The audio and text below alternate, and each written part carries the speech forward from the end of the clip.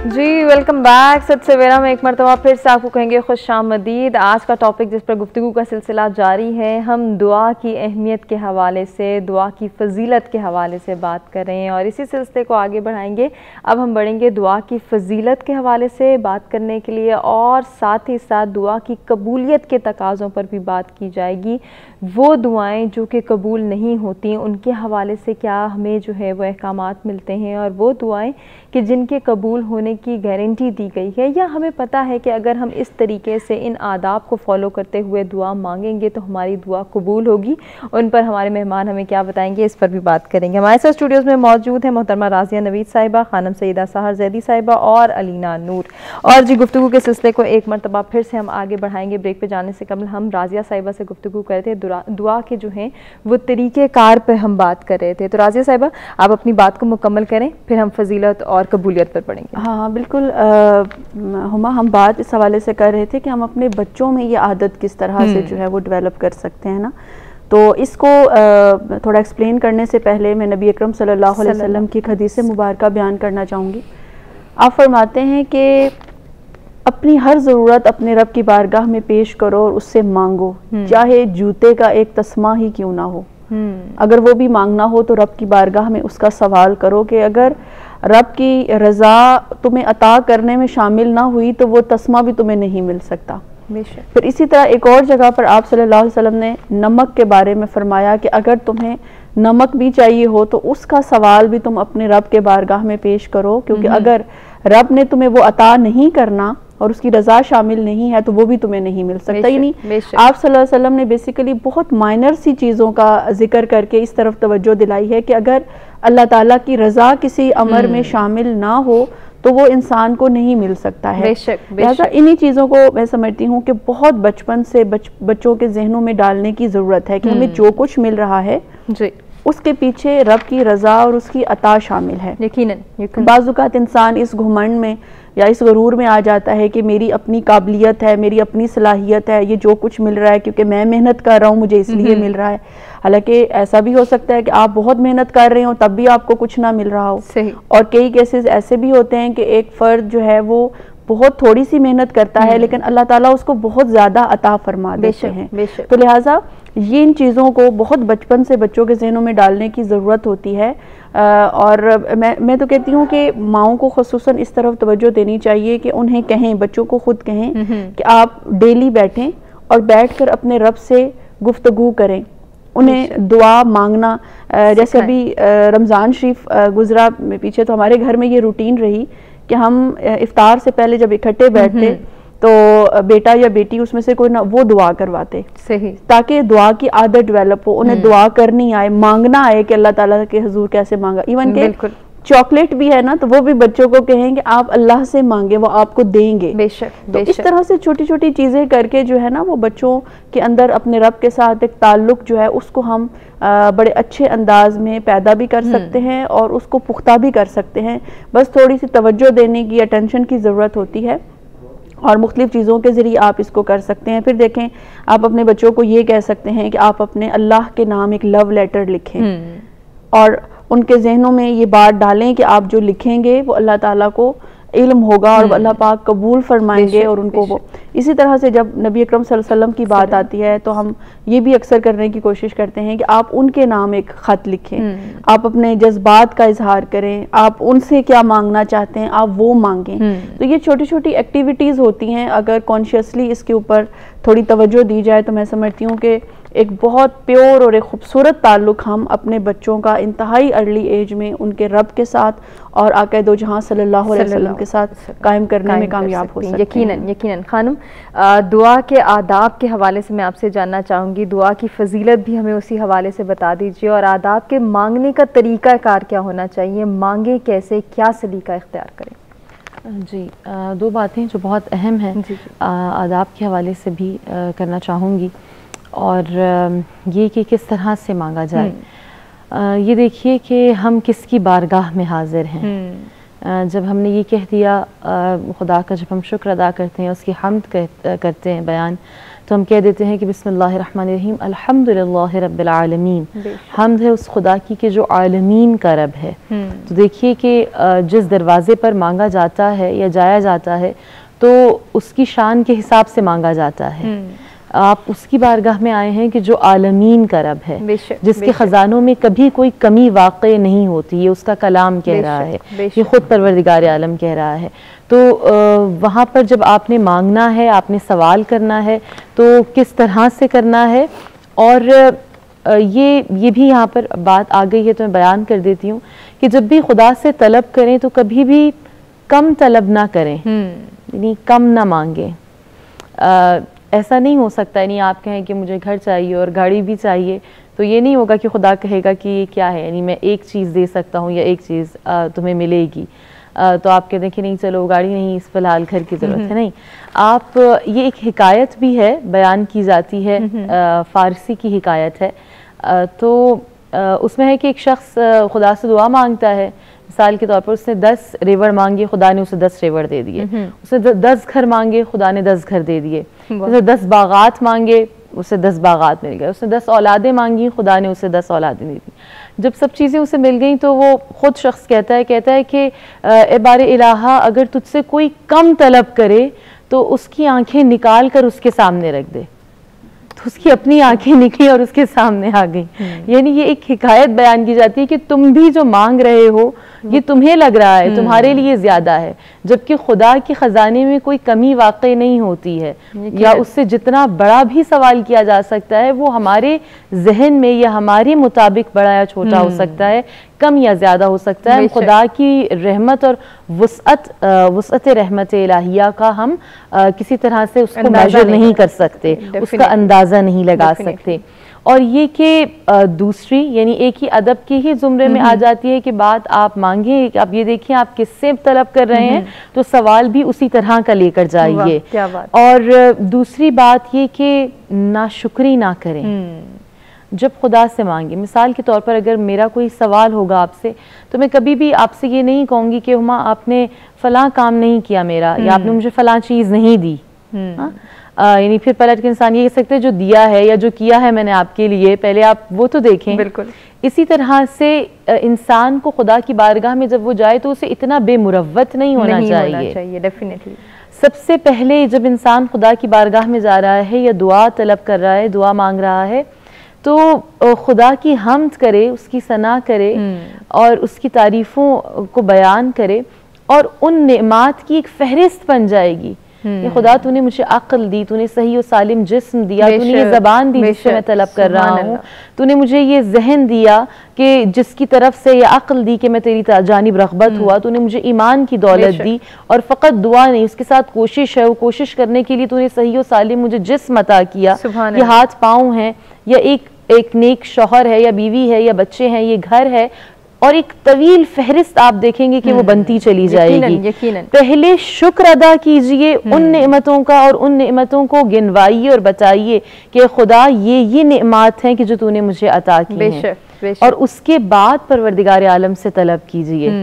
यानी इतना बेमुरव्वत ना, या ये एक नाशुक्री में आ जाता है और आदाब में आता है बाकायदा कि जब आप किसी से तलब करते हैं, मांगते हैं, ख़ास तौर पर परवरदिगार आलम की बारगाह में जाते हैं, तो आप पहले उन चीज़ों का शुक्राना अदा कीजिए जो पहले से आपके पास नेमात हैं, और फिर देखिए कि खुदा किस तरह से तलब रहमत करता है, किस तरह से बाराने रहमत होती है। और यहाँ पे खानम ये भी कॉन्सेप्ट फिर वाज़े हो जाता है कि सिर्फ मुसीबत या मुश्किल के वक्त ही दुआ नहीं मांगनी, जब आपको कुछ अता किया गया है, जब आप खुश हैं, मुतमईन हैं, वहाँ पे भी दुआ मांगनी ज़रूरी है। बिल्कुल, और यही ईमान का जो तकामुल होता है ना, वो यहीं से होता है। अगर आपके अंदर शुक्र आ जाए, हम कहते हैं ना, हम कभी कभार बेसब्रे हो जाते हैं, सब्र नहीं हो रहा, या सब्र के मराहिल, सब्र से पहले हमें शुक्र करने की ज़रूरत है। यकीनन जब शुक्र होगा तो सब्र खुद ब खुद आ जाएगा। बेशक ये इंसान का नाशुक्रापन है जो उसे बेसब्री की जानिब लेकर जाता है। और जब आप खुदा की नेमात को गिनना शुरू कर देंगे तो फिर आप देखिए खुद रिवायात में आता है दुआ को और शुक्र को, दोनों चीज़ों को बाहम मिलाया गया है, इनका इर्तिबात है, इनका बहुत गहरा रब्त है कि जब आप शुक्र अदा करते हैं तो खुदा किस तरह से अपनी नेमतों को बढ़ाता रहता है, किस तरह से दुआ को कबूल करता है, और फिर इंसान को उस इंसान को और इंसानों से बेनियाज कर देता है। यानी खुदा की बारगाह में नियाजमंदी आपको खुदा के बंदों के पास से बेनियाज कर देती है। इससे बढ़कर और कोई नेमत नहीं हो सकती। मौला मुत्तक़ियान अमीरुल मोमिनीन अली इब्न अबी तालिब अलैहिस्सलाम के पास लोग आते हैं और सवाल करते हैं कि अमीरुल मोमिनीन हमारी दुआएं कबूल नहीं होती तो क्या करें। तो आपने फरमाया कि जब एक शीर खार बच्चा उसे भूख लगती है तो क्या वो खुद अपनी ज़बान से अपनी माँ को कहता है कि मुझे भूख लगी है? कहा कि नहीं। कहा कि क्या कैफियत होती है? तो लोगों ने कहा कि ऐसी कैफियत होती है कि उसकी आंखों से आंसू निकल रहे होते हैं, चीख रहा होता है, बिलबिलाता है, रोता है, उसका जिस्म लरज रहा होता है।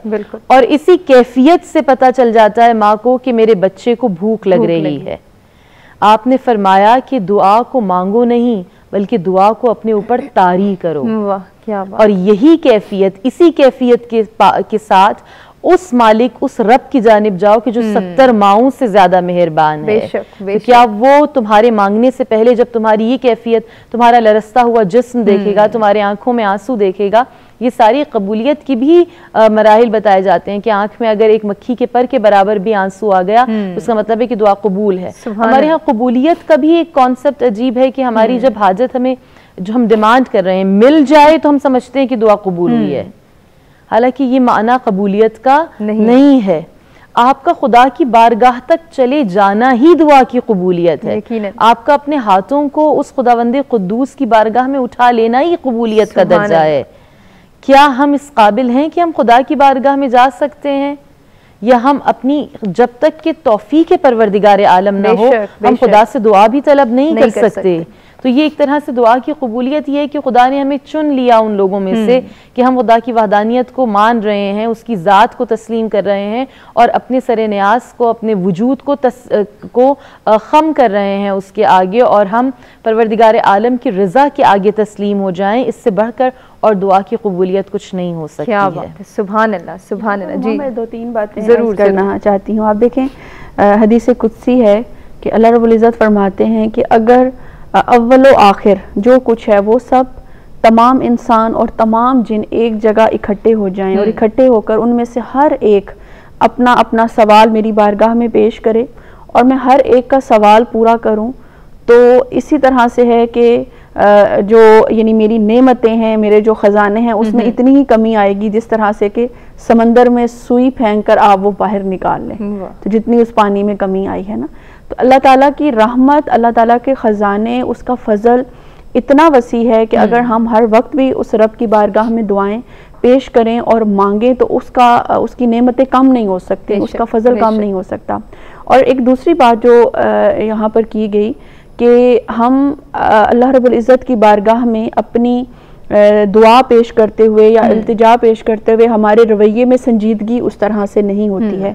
या यूँ समझ लीजिए कि जब हम पर कोई मुसीबत आती है तो हम अपने अल्लाह को याद करते हैं, और जब मुसीबत चली जाती है तो फिर हम अपनी उसी रूटीन में, उसी मसरूफियत में आ जाते हैं जो हमारा मामूल होता है। अब इस चीज़ को अल्लाह रब्बुल इज़्ज़त ने बहुत नापसंद फरमाया है, और कुरान पाक में हमें आयात मुबारका भी इस हवाले से मिलती हैं कि जिसमें अल्लाह रब्बुल इज़्ज़त फरमाते हैं कि जब इन पर कोई मुसीबत आती है तो ये मुझे याद करते हैं, और जब मुसीबत चली जाती है और खुशी के लम्हे आते हैं तो ये फिर मेरी ज़ात को भूलकर दोबारा दुनिया की तरफ जो है राग़िब हो जाते हैं और चले जाते हैं। तो लिहाजा हमें ये भी देखना होगा कि दुआ का मतलब ये हरगिज़ नहीं है कि जब कोई मुसीबत आए तो तभी रब को पुकारना, नहीं, पुकारा तो उसको कभी भी जा सकता है, मोहब्बत से भी पुकारना दुआ ही है, उसकी तलब में, उसकी तड़प में भी पुकारना दुआ ही है। और अगर आप अपनी किसी हाजत, मुराद और ज़रूरत के लिए उसको पुकारते हैं तो वो भी दुआ ही है। तो बाज़ औक़ात इन चीज़ों से हट कर, जो दुनियावी मसाइल, दुनियावी परेशानी, इन चीज़ों से हट कर भी रब को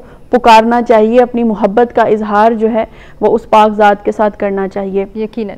अच्छा, एक मकाम पर नबी अकरम सल्लल्लाहु अलैहि वसल्लम जो हैं वो समझें कि एक हदीस मुबारका पहली अक़वाम के हवाले से जो है वो बयान करते हैं कि हज़रत मूसा अलैहिस्सलाम की कौम जो थी उनके ऊपर एक दफ़ा कहत आया, और वो नमाज इस्तिस्का उस दौर में जिस तरह से यानी पढ़ी जाती होगी उस हवाले से वो निकले, और उन्होंने जो है वो नमाज इस्तिस्का अदा की, लेकिन कोई बारिश नहीं हुई, कुछ उन्हें अल्लाह की बारगाह से नहीं मिला।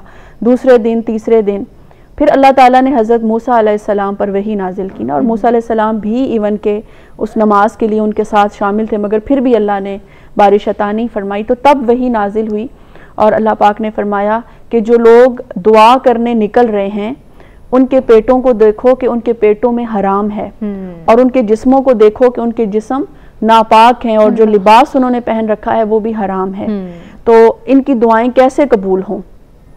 तो लिहाजा यहाँ से हमें एक ये चीज़ मिलती है कि वो दुआ रब की बारगाह में कभी कबूल नहीं होती अगर वो शख्स हराम खाने वाला है, अगर वो शख्स किसी का हक मारने वाला है, किसी मजलूम पर जुल्म करने वाला है, तो वो दुआ रब की बारगाह में कबूल नहीं होगी। हमें उस चीज़ से अपने आप को पाक करना पड़ेगा। इवन के एक जगह ये भी हमें जिक्र मिलता है कि हज़रत मूसा अलैहिस्सलाम की कौम के हवाले से ही जिक्र मिला कि वो बार बार अल्लाह की बारगाह में कोई दुआ करते और वो दुआ कबूल ना होती। तब अल्लाह ताला ने और इवन के उसमें ना सिर्फ एक शख्स ऐसा था जिसके बारे में अल्लाह रब्बुल इज़्ज़त ने हज़रत मूसा अलैहिस्सलाम को निशानदेही की कि इस ग्रोह में जो ये दुआ मांग रहा है, इस ग्रोह में एक शख्स ऐसा है जो चुगलखोर है, उसकी वजह से दुआ कबूल नहीं हो रही। तो हज़रत मूसा अलैहिस्सलाम ने अर्ज़ की कि ए बारी ताला, तो मुझे उस बंदे को पॉइंट आउट कर दे, बता दे कि वो कौन है चुगलखोर ना। तो अल्लाह ताला ने फरमाया कि मैं खुद उस यानी चुगलखोर के निशान, मैं यानी इस चीज़ को मैं पॉइंट आउट कर रहा हूँ, मैं खुद चुगलखोर नहीं हूँ कि मैं आपको बताऊं कि वो कौन है। यानी अल्लाह ताला ने जो हमें ये एक मिलती है हदीस मुबारका, इसमें खुद पॉइंट आउट नहीं किया, लेकिन ये बता दिया कि एक शख्स ऐसा है जो चुगलखोर है, इस वजह से दुआ कबूल नहीं हो रही। तो हज़रत मूसा अलैहिस्सलाम ने फिर जो है अमूमी तौर पर खिताब फरमाते हुए उस पूरे ग्रोह को कहा कि चुगलखोरी जो है वो एक बुरा अमल है और हमारी दुआ इसीलिए कबूल नहीं हो रही कि हम में कोई ऐसा शख्स मौजूद है। लिहाजा जो कोई भी है वो अपने अमल को दुरुस्त कर ले और उसके बाद अपनी दुआ रब की बारगाह में पेश करे तो दुआ कबूल होगी। वाह, क्या अब उसको उस शख्स को भी पता चल गया कि भाई चुगलखोर तो मैं ही हूँ, बीच में अमल दुरुस्त किया, उसके बाद दुआ जब अल्लाह की बारगाह में की तो अल्लाह ताला ने उस दुआ को जो है वो कबूल किया है। तो लिहाजा ये चंद एक चीज़ें हैं, अगर आपका रिज़्क़ हलाल नहीं है आपकी दुआ जो है वो कबूल नहीं होगी। इसी तरह से अगर कोई शख्स गुनाहगार है, वो जब तक अपने गुनाहों से तौबा नहीं करता, तौबा ज़रूरी है, गुनाहों से तौबा करें, फिर रब की बारगाह में बैठकर उससे सवाल करें, रब ज़रूर जो है वो अता करेगा। और तीसरी जो इंतहाई अहम चीज़ है वो है आपकी नीयत के अंदर इखलास का होना। एक शख्स दुआ कर रहा था, दुआ बार बार दुआ, उसकी दुआ कबूल नहीं हो रही थी, तो वो नबी अकरम सल्लल्लाहु अलैहि वसल्लम की बारगाह में हाजिर हुआ और अर्ज़ की कि या रसूलल्लाह मेरी दुआ कबूल नहीं हो रही, वजह क्या है? वही नाजिल हुई और फरमाया गया, बताया गया वजह यह है कि ये शख्स दुआ तो कर रहा है मगर इसका ध्यान इसकी बकरियों की तरफ है। तो दुआ करके भी अगर आप मसलन फिजिकली जय नमाज के ऊपर बैठे हैं और दिमाग आपका कहीं और है, मांग आप अपने अल्लाह से रहे हैं मगर फिर भी और चीज़ों में उलझे हुए हैं, तो क्योंकि वो इखलास नज़र नहीं आ रहा। आप इखलास तो ये है कि जब आपको कुछ चाहिए तो बस फिर उसे रब की ज़ात में डूब कर, उस दुआ में डूब कर आप, क्या बात है। और यही मसला जो है वो हम देखते हैं कि आज के दौर में भी बहुत सारे लोग इसकी शिकायत करते हैं। खाना मैं चाहूँगी कि थोड़ी सी आप भी इस पर रोशनी डालें कि जहाँ दुआ को इबादत का मक़सद करार दिया गया है, वहीं कुछ लोग नमाज तो अदा करते हैं लेकिन दुआ नहीं करते। वो कहते हैं कि बाद में कर लेंगे, या अभी टाइम नहीं है, जल्दबाजी है, अभी हमें किसी और काम के लिए जाना है। तो क्या ऐसी नमाज जिसमें दुआ ही ना की जाए, उसकी कबूलियत के हवाले से कोई अहकामात हमें या कोई पैगामात मिलते हैं? उसके बारे में रिवायत बहुत खूबसूरत अंदाज में मिलती है, बहुत मुख्तसर लेकिन बहुत जामे और मफहूम समझ में आ जाता है। सवाल किया गया ऐसे ही कि एक शख्स नमाज पढ़ता है मगर वो दुआ नहीं करता, बगैर दुआ किए उठ जाता है। तो मासूम ने फरमाया कि वो उस मजदूर की मानंद है कि जो सारा दिन मजदूरी करे मगर उजरत लिए बगैर उठ जाए या उजरत लिए बगैर चला जाए। तो इसीलिए मग़ज़ भी कहा गया, और यही कि अगर आपने खुदा की इबादत की है तो वो वक्त है कि अब आपको नफ़ा मिलेगा, अब खुदा मुतवज्जह है, और वो लज्जत, वो चाशनी, वो शीरीनी खुदा से कलाम करने की, एक माना दुआ का, कौल और कलाम का भी है। यानी उन सब चीज़ों से हट जाएं कि क्या मेरी ख्वाहिश है, क्या मेरी दुआ है, यानी इसलिए कि मैं अपनी दुनियावी या उखरवी हाजात को खुदा से तलब करूँ, नहीं, इससे बढ़ कर के मैं खुदा से कलाम कर रही हूँ। सुभान अल्लाह। इस चीज की लज्जत को महसूस करना, क्या बात। और ये लज्जत आसानी से नहीं मिलती है। डेफिनेटली ये दिल लगना इबादत में या खुदा से कलाम करने की लज्जत खुदा हर किसी को अता नहीं करता। बेशक, जब दुआ इस दर्जे पर आ जाए तो सोचिए ईमान किस कदर तकमील हो जाता है। या ईमान का कौन सा दर्जा होगा कि जब आप हाजात के लिए नहीं बल्कि खुदा से हम कलाम होने के लिए दुआ करें कि हम खुदा की बारगाह में अब आ गए हैं। 5 मैं चीज़ों को जल्दी से मुशख्खस कर दूं, खास तौर पर जो अमाल रिवायात में आए कि जिसके बारे में कहा गया कि दुआ कबूल नहीं होती। अव्वलन वही कि अगर लुक़मा हराम पेट में हो तो 40 दिन तक कहते हैं कि दुआ कबूल नहीं होती। तो जिस बारे में शुबा भी हो हराम का, शायबा भी हो, तो कोशिश करें कि उससे अवॉइड करें। दूसरी चीज़, जो नमाज में गफलत करे शख्स, उसकी दुआ भी कबूल नहीं होती। गफलत यानी ये नहीं कि छोड़ आए कज़ा ही कर रहा है, यानी गाफिल हो जाए वो नमाज से। और ये भी यहाँ तक आया कि अव्वल वक्त में अगर अदा ना करे तो वो जो है वो दुआ उसकी कबूल नहीं होती है। दूसरा, अगर वालिदैन का नाफरमान है, अगर आक़ वालिदैन है, वालिदैन ने आक़ किया हुआ या नाफरमान है या उनकी दिल आज़ारी करता है, उनको अजियत पहुँचाता है, उस शख्स की दुआ रिवायात में आया है कि कबूल नहीं होती है। और ये कहा गया कि वो शख्स जो क़तअ ताल्लुक़ करे, ख़ास तौर पर आया यानी क़तअ रहमी अपने रिश्तेदारों से, चाहे वो एक सलाम के ज़रिए से ही सिला रहमी हो, करनी चाहिए, चाहे सिर्फ एक सलाम का ताल्लुक़ क्यों ना हो, इसको क़ता नहीं करना चाहिए। वैसे तो अहसन है कि अच्छे और ज़्यादा तरीक़े से मिलें, लेकिन कम से कम ये कि चाहे सलाम के ज़रिए हो मगर आप क़तअ ताल्लुक़ ही ना करें। और 5वां ये वो कौन सा शख्स है कि जिसकी दुआ खुदा कबूल नहीं करता, जिसका मांगना उसे पसंद आ जाता है। यानी एक शख्स मांग रहा है और कहते हैं कि जब खुदा हाजत जो कबूल करने वाला फरिश्ता द्वारा में उसे भेजता है तो कहते हैं कि मना कर देता है कि इसकी दुआ को कबूल ना करो कि इसका मांगना मुझे बहुत ज्यादा पसंद और है, ये बार बार मांगे और ये बार बार मुझसे तलब करे। ये बात इस कदर खुदा को पसंद आ गई है। क्या बात है, वो अदा पसंद आ गई है, यानी चाहता भी। और फिर क्या होता है उसके बदले में, खुदा कहता है तू नहीं जानता मगर मैंने इसका अज्र आखिरत में महफूज कर लिया है। बेशक, बहुत खूबसूरत बात खानम, इसको हम जरूर आपसे जानेंगे। हमें एक ब्रेक की जाने बढ़ना है, ब्रेक से वापस आते हैं, कंटिन्यू करते हैं।